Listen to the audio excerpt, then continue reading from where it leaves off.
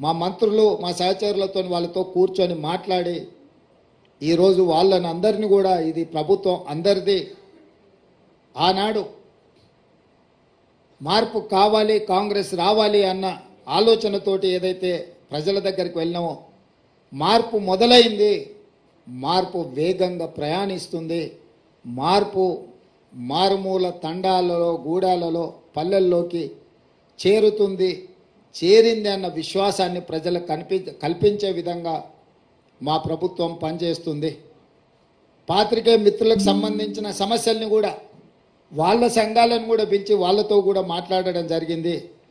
అందుకోసమే వాళ్ళకు సంబంధించిన చాలా కాలంగా అపరిష్కృతంగా ఉన్న సమస్యల్ని పరిష్కరించడానికి కూడా ఒక కార్యాచరణను తీసుకోవడం జరిగింది. స్థూలంగా ఈ 100 రోజుల్లో తెలంగాణ సమాజంలో భాగస్వాములైన ప్రతి ఒక్కరిని సచివాలయానికి వచ్చి రాష్ట్ర పరిపాలన ఎక్కడి నుంచి అయితే నిర్ణయాలు జరుగుతాయో అక్కడ వాళ్ళని రప్పించి రావడానికి అనుమతించి వాళ్ళందరితో కలిసి మాట్లాడి వాళ్ళు లేవనెత్తిన ప్రతి అంశాన్ని చట్ట పరిధిలో పరిష్కరించడానికి సంపూర్ణంగా ప్రయత్నం చేసినాము.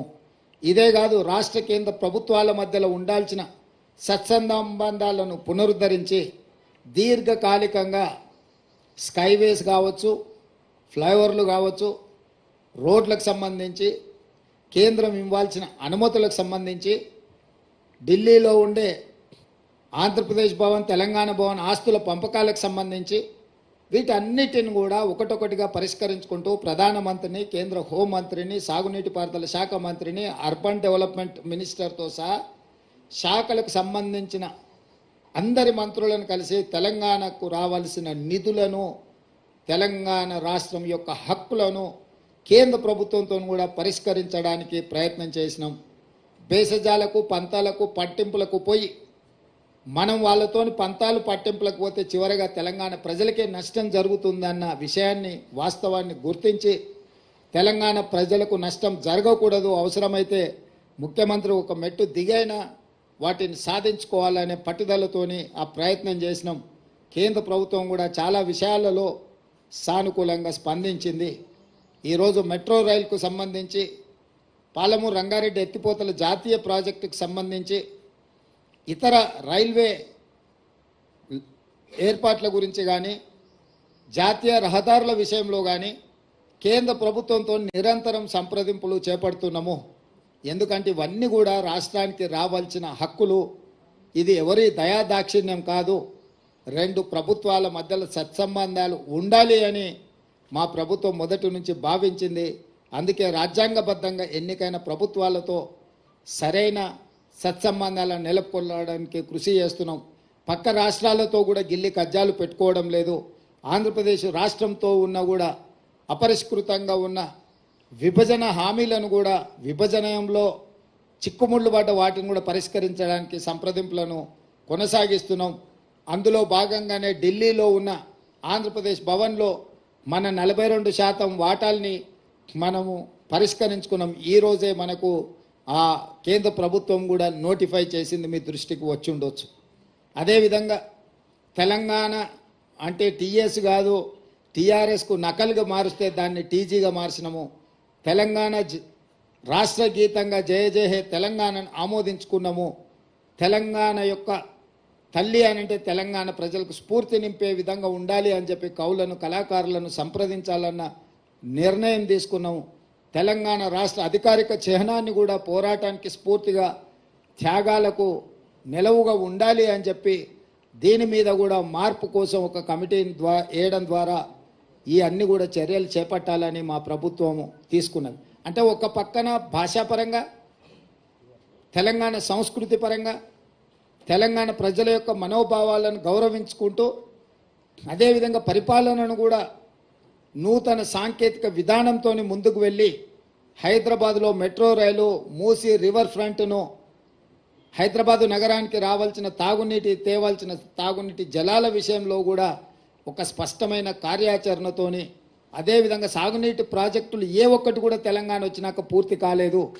ఉమ్మడి రాష్ట్రంలో మొదలైన ప్రాజెక్టులు కావచ్చు, తెలంగాణ రాష్ట్రంలో వచ్చినాక కేసీఆర్ పిలిచిన ప్రాజెక్టులు కావచ్చు, ఒక్కటి కూడా పూర్తి కాలేదు. వాటిని పూర్తి చేయడానికి కూడా ఒక మంచి కార్యాచరణను తీసుకొని మేము ముందుకు వెళ్తున్నాము. మా సహచర మంత్రులందరూ కూడా బాధ్యతాయుతంగా రోజుకు 18 గంటలు పనిచేస్తూ ఈ ప్రభుత్వానికి తెలంగాణ రాష్ట్ర ప్రజలకు మంచి పేరు, తెలంగాణ మోడల్ని ఇదొక వైబ్రెంట్ తెలంగాణ అని నిరూపించే విధంగా ఈరోజు మా సహచర మంత్రులందరూ కష్టపడి పనిచేస్తున్నారు.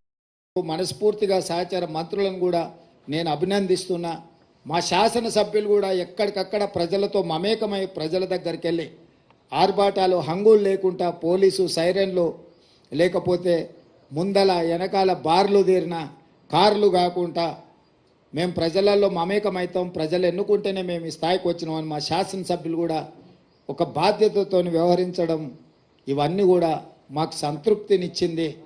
వీటన్నిటిని దృష్టిలో పెట్టుకొని 100 రోజులు సహకరించిన మీడియా మిత్రులకు అదేవిధంగా తెలంగాణ సమాజానికి మనస్ఫూర్తిగా వారికి కృతజ్ఞతలు, ధన్యవాదాలు.